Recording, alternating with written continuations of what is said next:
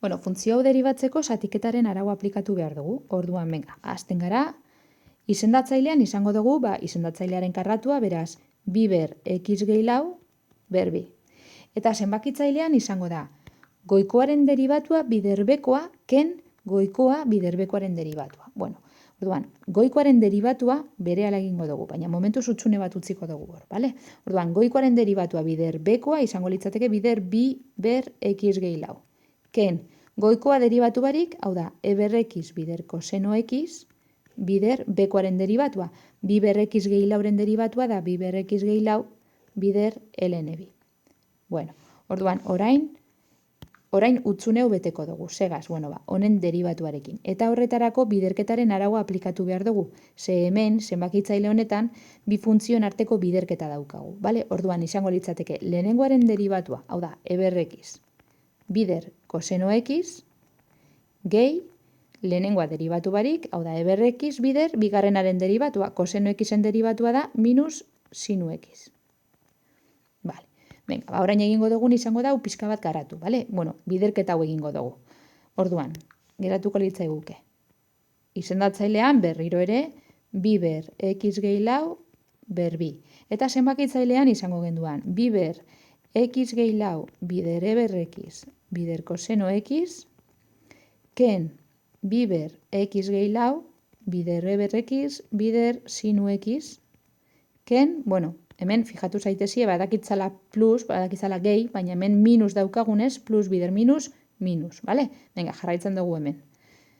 Orduan, geratuko litzaiguke, bi ber x gehi lau, hemen bigarren parte honetan ez da esertxo ere aldatzen. Ordena besterik ez nago aldatzen, ez daukala inolako garrantziarik, Momentu bat, jarriko dut lehenengo ln bi bider koseno x. Bale, orduan, hemen konturatu bezarete biderkatzaile komun batzuk ditugula. Bai, adibidez, bi ber x gehi lau elementu guztietan biderkatzen agertzen da, eta ez hau bakarrik, e ber x ere bai, biderkatzen agertzen da, elementu guztietan. Orduan, biderkatzaile komun hauek atera daikeguz, eta geratuko litzaiguke horrela. Izendatzailean berriro ere bi ber x gehi lau ber bi, eta zenbakitzailean izango genduan bi ber x gehi lau bider e ber x, bider, eta irekitzen dugu parentesi handi bat, eta izango dugu koseno x, ken sinu x, ken ln bi bider kosinu x.